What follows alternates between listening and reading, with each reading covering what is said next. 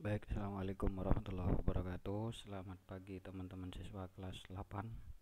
Kita masih di bab 1, gerak benda dan makhluk hidup di lingkungan sekitar. Ini pertemuan pertama. Sebelumnya sudah kita laksanakan secara membaca buku begitu saja, maka hari ini kita kasih videonya. Jangan lupa sambil menonton video ini untuk di like dan juga klik subscribe yang berwarna merah ketika sudah menonton video ini. Baik, konsep gerak: suatu benda dikatakan bergerak apabila benda tersebut berpindah dari titik acuan. Artinya jika jarak atau posisi antar keduanya itu berubah. Tadi ini posisinya adalah di sebelah kiri kita, dia bergerak dan berpindah, itulah yang disebut dengan gerak. Gerak itu bersifat relatif. Contoh, Soekarno sedang berada di dalam mobil yang melintasi seorang pengamat yang sedang berada di tepi jalan.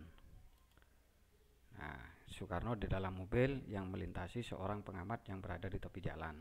Pengamat di tepi jalan dia melihat bahwa Soekarno sedang bergerak bersama mobil terhadap sebuah kota. Sedangkan Soekarno yang sedang berada di dalam mobil akan melihat bahwa pengamat bergerak dengan arah yang berlawanan dengan arah gerak Soekarno.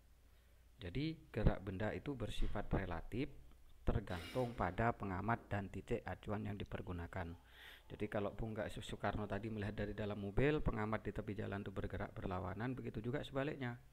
Pengamat itu melihat Soekarno dalam mobil itu bergerak menuju suatu kota. Jadi relatif. Gerak lurus. Apa sih gerak lurus itu? Setiap hari kamu berangkat dari rumah ke sekolah. Kemudian kamu kembali lagi ke rumah. Misalnya, jika diukur jarak rumah dengan sekolah umpamanya itu 1 km. Jadi rumahmu dengan sekolah itu 1 km. Maka jarak tempuh yang kamu lakukan setiap hari pergi balik itu 2 km. Namun perpindahan yang kamu lakukan bernilai 0. Kenapa? Ada perbedaan makna antara jarak dan perpindahan. Apa sih perbedaan jarak dan perpindahan? Nah, jarak itu merupakan panjang lintasan yang ditempuh. Perpindahan itu merupakan jumlah lintasan yang ditempuh dengan memperhitungkan posisi awal dan akhir benda, atau dengan kata lain, perpindahan merupakan jarak lurus resultan dari posisi awal sampai akhir. Perhatikan diagram ini. Titik awal di sini, ini rumahmu untuk menuju sekolah. Lintasan jarak akhirnya di sini sekolahnya. Jadi yang disebut dengan perpindahan ini. Lah yang lintasan yang ini itu disebut dengan jarak. Begitu. Next, kelajuan dan kecepatan. Apa sih kelajuan? Besar, yaitu besarnya jarak yang ditempuh oleh suatu benda yang bergerak dalam tiap satuan. Maka kalau sistematiknya perhitungannya kelajuan itu adalah V sama dengan S dibagi T, atau kalau yang ditanya T berarti S dibagi V. Kalau yang ditanya itu adalah S, jarak itu adalah V kali T. Keterangannya V ini adalah kelajuan, satuannya meter per second. Ini S itu jarak, satuannya meter. T itu adalah waktu, satuannya sekon.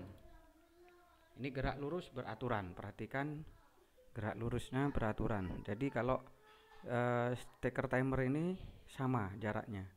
Ini namanya gerak lurus beraturan. Nah ini, kalau dibuat grafik pertama, grafik percepatannya sama, tidak berubah. Grafik percepatan waktu juga sama. Ini disebut dengan gerak lurus beraturan. Contoh soal. Seorang mengendarai mobil dengan kelajuan tetap 15 meter per second. Tentukan yang pertama, jarak yang ditempuh setelah 4 detik atau 4 sekon dan 5 sekon. Yang B, waktu yang diperlukan untuk menempuh jarak 3 km. Cara mengerjakan soal ini, penyelesaiannya, yang pertama tulis dulu diketahui kelajuan mobil itu 15 meter per sekon. Yang ditanya A itu ada 2. Jarak yang ditempuh setelah 4 menit, T, ketahui T kan, 4 menit, dan jarak yang ditempuh ketika 5 menit. Terus yang B itu waktu yang diperlukan sejauh 3 km. Ingat, kalau 3 km kamu harus konversikan kembali ke meter, tidak boleh langsung kali 3. Tapi harus ditentukan dulu kilometer jadikan meter, berarti kalau ingat dulu km yang main tangga begitu, kalau turun itu berarti kali 10. Berarti 3 kali 1000 untuk turun ke meter berarti 3000. Jawabannya adalah T-nya untuk yang A itu 4 detik. Sehingga yang ditanya adalah S. Perhatikan ini S, tanda panah yang saya tunjuk ini. V kali T, sehingga V-nya 15, T-nya 4, 60. Sehingga untuk T-nya itu 60 meter, berarti berapa? Untuk yang ini yang 4 detik, jarak yang ditempuh setelah 4 detik itu 60 meter. Sekarang yang 5 detik, jatuhnya adalah 75 meter. V-nya 15, T-nya 5. Nah, sekarang yang B itu waktu yang diperlukan untuk menempuh jarak 3 kilo. Ingat, 3 kilo dijadikan meter jadi 3000. T sama dengan S dibagi V. S itu jarak 3000 meter. Perhatikan S-nya ini dibagi 15 maka menjadi 200. Itu contoh soal gerak lurus beraturan. Atau maaf, itu adalah juga kelajuan begitu. Juga gerak lurus beraturan. Kelajuan tetap dan kelajuan rata-rata. Kelajuan tetap itu kelajuan gerak suatu benda di mana tiap bagian jarak itu ditempuh dalam waktu yang sama. Biasanya kelajuan tetap konstan atau konstan ini hanya bisa terjadi dalam waktu sesaat. Maka dari itu laju tetap ini sering disebut laju sesaat. Kelajuan tetap biasanya di dalam buku itu sistematiknya ditulis untuk matematikanya begini. V sama dengan resultan S dibagi resultan T. Resultan S itu jumlah jarak tempuh keseluruhan, satuannya meter. Waktu yang ditempuh itu second, kelajuan rata-rata itu meter per second.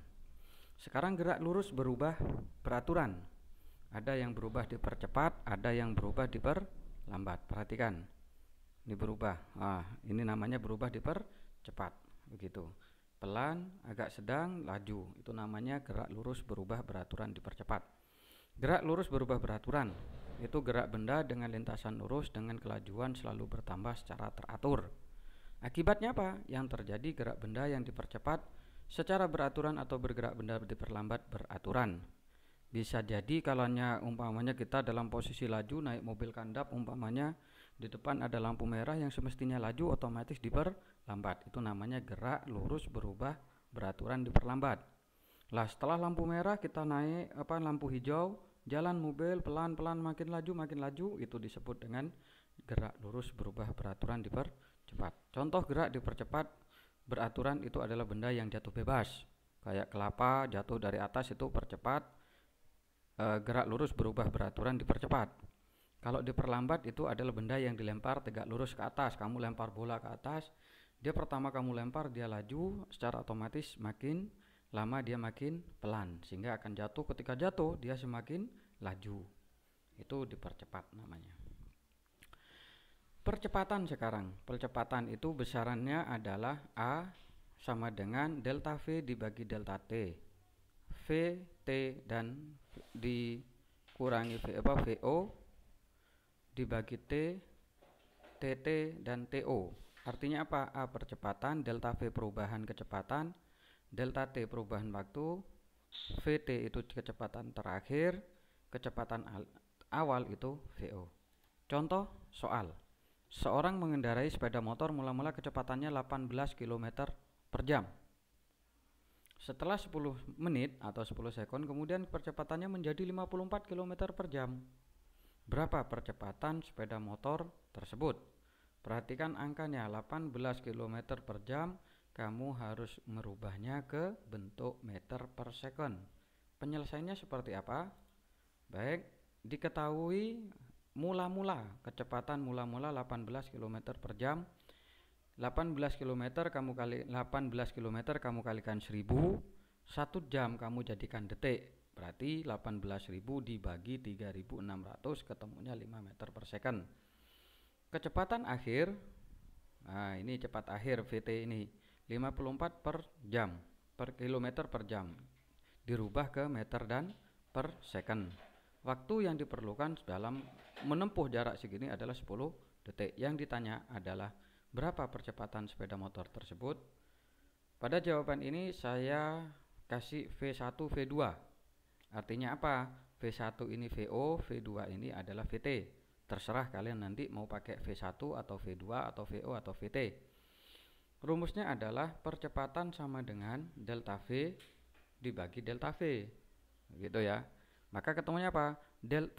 V2 atau V mula-mula, V akhir dikurangi V mula-mula. V akhir adalah VT kalau di sini 15, V mula-mulanya 5 second atau 5 meter per second. Maka waktu yang diperlukan itu adalah 10, 15 dikurangi 10 jadi 10, 10 bagi 10 itu 1 meter per second per segi. Itu cara mengerjakan untuk percepatan. Lah, untuk memahami video ini, silakan kamu selesaikan soal berikut. Seorang mengendarai mobil dengan kecepatan tetap 20 meter per second. Tentukan jarak yang ditempuh setelah 10 second dan 15 second. Waktu yang diperlukan untuk menempuh 3 kilo. Yang kedua, seseorang mengendarai mobil mula-mula kecepatan 36 km per jam. Setelah 10 second, kemudian kecepatannya menjadi 54 km per jam. Berapa percepatan mobil tersebut? Jika kamu bisa memahami video ini, maka kamu bisa menjawab dan menyelesaikan soal ini. Next, terima kasih, mudah-mudahan bermanfaat. Jangan lupa like dan subscribe video tersebut. Assalamualaikum warahmatullahi wabarakatuh.